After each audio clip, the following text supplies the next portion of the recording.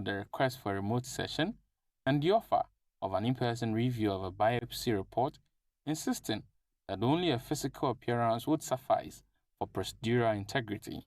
The special prosecutor emphasized that since January, Mr. Ofori-Atta has failed to provide any verifiable medical report that proves he's either medically unfit or a flight risk.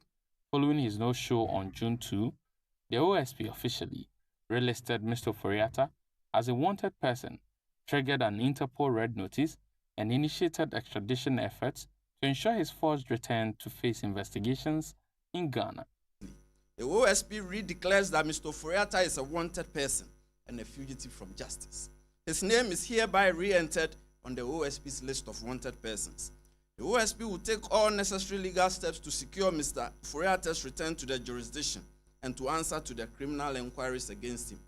In pursuance of this, about 30 minutes before this briefing, I triggered processes for the issuance of an Interpol red notice for the location and provisional arrest of Mr. Kenneth Nanaya Ofori-Atta in whichever jurisdiction pending extradition or his surrender.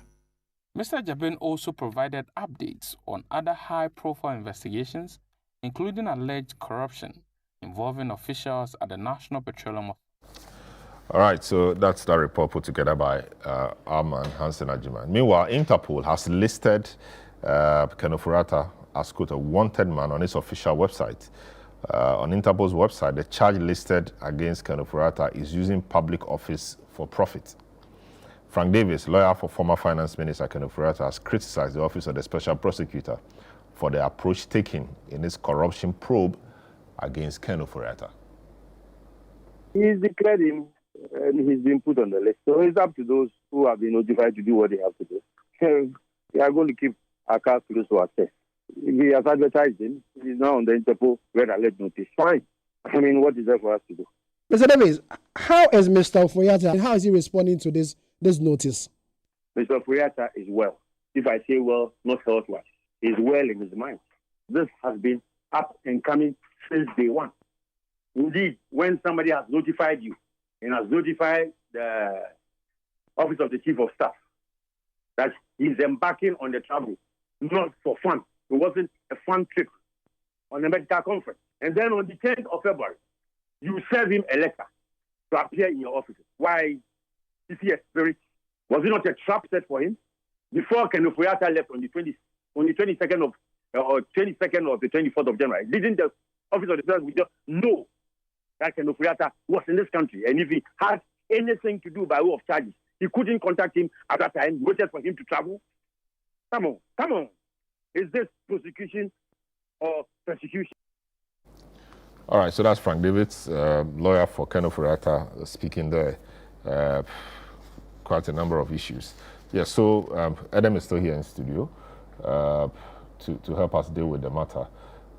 Adam, once again, you're welcome to the program. Ken Ofori-Atta, former finance minister.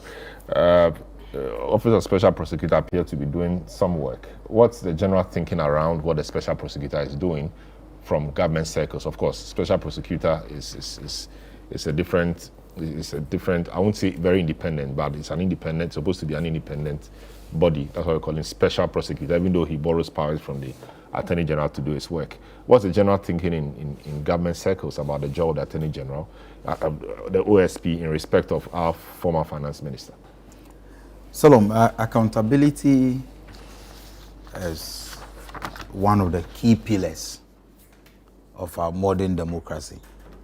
In fact, the very day accountability collapses, our democracy also will collapse. We live in a country where the good people of Ghana, in fact, majority of them, are interested in ensuring that individuals who are entrusted with public office deliver, and they do so with integrity. And so if after serving your term, whether as a former president, former finance minister, member of parliament, or what have you, you are being asked to account, I don't think that it is any such difficulty for us to even be spending so much time debating or arguing over. Except that in this case, the individual involved, the Honorable Ken Ofori-Atta, who managed the finance ministry for a greater part of President Akufo-Addo's administration, and the approach of his lawyers and the NPP in general to this issue seems to suggest that they are not willing to subject themselves or submit themselves to the independent state institutions for due process to be carried through. Even this morning, on a sister station of yours, one of the people very close to the former administration, very close to Ken Ofori-Atta, said that if he had an advice for Ken Ofori-Atta, he would ask him not to return to Ghana or to subject himself to the OSP for questioning. I do not want us to focus so much on the health status of the individual in question, but yes, so I'm getting there, because as for health, all of us are vulnerable. You can wake up strong, and before close of day, you may be in bed needing some urgent medical attention. And so I do not want to go into what really his condition may be. But you asked a very interesting question from the very beginning, that apart from physically presenting himself to the OSP, are there not other means by which the information we need from him as a former finance minister who has become a subject of investigation in cases that led to the loss of huge sums of money, gargantuan amounts? Are there no other methods or mechanisms put in place to get the information so that the process can be facilitated and the prosecution can take place, that is, depending on whatever the findings may be? Number two, this is a government that, I'm talking about the previous government. President Akufo-Addo, who was the Attorney General under President Kufuor, who led the persecution and prosecution of Victor Salome of blessed memory, even when his health was failing him, even when it was obvious that his health was failing him, we all saw what the gentleman was subjected to until he finally passed on to his maker. The NCA matter under President Akufo-Addo, the NCA matter, where some people were sentenced, including the former CEO of NCA. At the time he was presenting himself in court, he was undergoing daily dialysis, and there were many instances where he would move straight from the hospital to the court because he wanted to present himself for the due process to take place. He wanted accountability to take place. I just want to say that whether Ken Ofori-Atta or whoever, no individual should be bigger than scrutiny. And if the MPP, as a political party, and if President Akufo-Addo, who when he was handing over, said he was encouraging all his appointees to subject themselves to accountability and due process, if indeed those words meant anything to him as former president of the republic, he should encourage his cousin to subject himself to the due process so that the right investigations can take place. Look, Salom, it may interest you to know that apart from all the promises by President Mahama to create jobs, to revive the economy, relieve Ghanaians of the prolonged hardship, and all the others, the most widely accepted policy and the survey has shown in our 2024 was the oral. Because Ghanaians want to see us prosecute and also recover the loot of the previous administration. And so I will encourage all the other state institutions interested in the investigation to ensure that whatever it will take to bring everybody who was involved in the loot to book, they should do it. And nobody should be shielded or protected because of the person's status. And also, it is even interesting that OSP, in the pursuit of this matter, has written to Interpol for Interpol to issue the red notice. Isn't it easy, Salom, and I'm asking, for Interpol and for OSP to truly ascertain the health condition of the former finance minister? And if you tell us that he is well, and if you tell us that you as his lawyer, your client is well, and you are able to communicate with him, what prevents you from ensuring that he is subjected to the right processes for investigations to continue?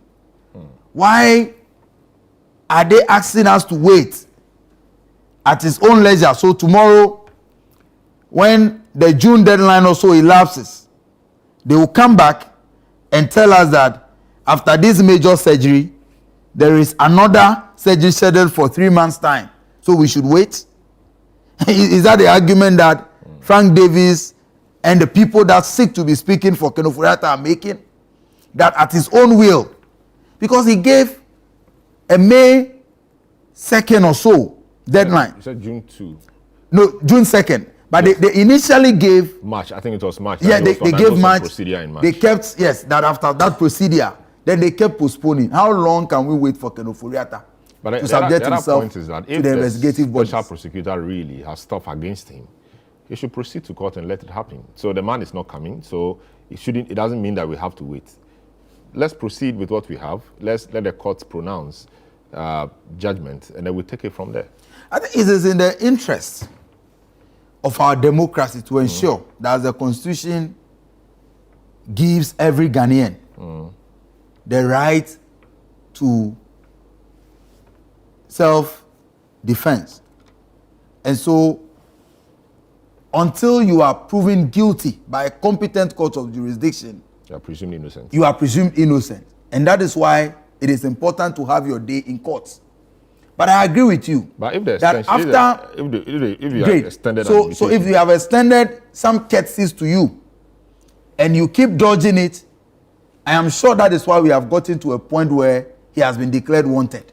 So all of these are part of the processes that are leading to that. Because I imagine if the OSP had moved ahead to just start prosecution without hearing from Ken, the same group of people, very loud, shouting today, I mean the MPP, would have been on the streets saying that Ken was denied the right to defend himself or for his side of the story to be heard. That would have been their defense. But there's a thinking that, the system just wants to embarrass him.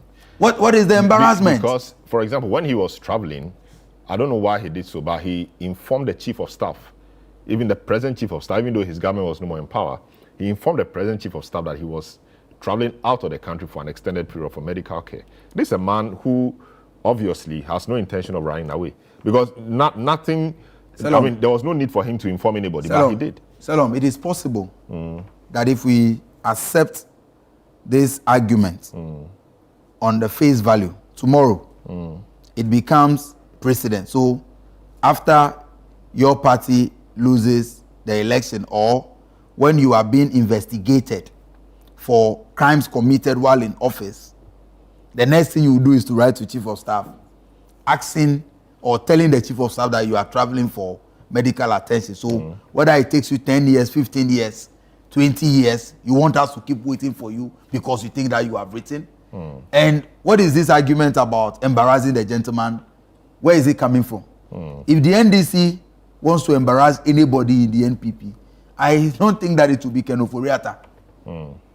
The former chief of staff and now chief of staff, Honorable Julius Debra, was subjected to investigations after we lost the 2016 elections. And so, what is so special about investigating Ken Ofori-Atta? Many other ministers and public servants who served under the John Dramani Mahama administration from 2013 to 2017 January were investigated. Today, the FIC boss, Kojotu Mbafo, that gentleman alone was abused. He had visited Iyoko offices not less than 33 times. His mother's house was ransacked. His family house was ransacked.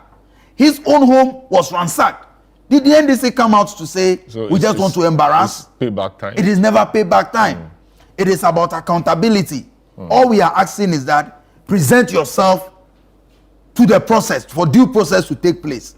And so nobody is interested in either paying back or in embarrassing anyone. As a public official, you ought to understand that accountability is a key component of this our job. And that is why before you come into office, you ask to declare your assets. And that is why on any day, any individual can file an RTI questioning even some of the properties that you have acquired. Because all of this is part of the system to ensure we build a democracy where accountability thrives. We must do away with corruption. Why? They used to brag that they were Wall Street businessmen and all of that. Why? Is accountability no more part of the core values that they prescribe or they subscribe to? I want to plead with all the investigative agencies that pursue every case contained in oral. Pursue investigations into every case where even 1 cedi of state resources were lost. And if there is an aspect of our performance that some of us, that some party people are not happy with, that the general citizenry is not too comfortable with, is the fact that there is even a perception that we are too slow in the prosecution. Really, with all the rates, too slow because Ghanaians saw how in 8 years the kind of havoc that the NPP government caused us. State properties that were sold to state officials, lands that were allocated to themselves. And only recently, a gentleman walked into my office asking me to lead him to Honorable Okujeto Ablako. I guess what he wanted. His own land that he bought with all the documentation and started building somewhere around Ajingano with the support of national security. Public officials forcefully took over the land and they were building on it. And these things were happening under the MPP. You couldn't voice it out because all of these things were done with the support of state machinery. Go and ask the founder of Ideal College. I'll be mentioning he is even suspected to be an MPP member. Go and ask some of the lands that belongs to Ideal College, how it was forcefully taken by the MPP folks. Go to UPSA. There used to be a restaurant called belonging to him was taken. Yes, belonging to him by MPP persons. Were taken by state machinery. And how? Look, there are many things that happened. But he should go to court. That's what I'm saying. That's what I'm saying. That when they were causing all this havoc, seizing state individuals' properties, stealing lands and allocating it to themselves, they also but how do they steal were fortified. They go through a certain process. They were also fortified. All of that. They were also fortified. Yes, but if Lands Commission can forcefully seize your land and give and sell to somebody at a cheap price, is that not stealing? I don't know about forcefully, but so that is why I'm telling you that we believe that those working on prosecuting these cases must go to the bottom of it. Must act faster. Go to UPSA area. There used to be a restaurant called Birthdays. The former place was devoted. Do you know what happened? and how that place was forcefully The last taken. time I realized the place is being Yes, developed. it's been relocated, redeveloped. Yes. How was the land taken? You see, there are many things, but you see, the constitution, they will tell you, lawyers will tell you, until it is proven in court, The person is innocent. the person is presumed innocent. Great. My point is that we are pleading with the Attorney General. He is a fine gentleman. We know he and his deputy are doing a good job. I want to plead with them that the people of Ghana want these cases to be fast-tracked. They want accountability. They want those who looted state properties to be brought to book. Because the only way we can fortify our democracy and ensure accountability. and ensure that the people of Ghana have trust in us is for us to punish those who stole state properties and show accountability. Then it becomes a deterrent to those who are currently occupying public offices. Great. That's Edem Agbana, Member of Parliament for Ketu North, and Ketu North is my hometown constituency, really. Thanks so much for joining us today. This is how we conclude today's edition of the program. My name is Selam Aduna. Have a good afternoon.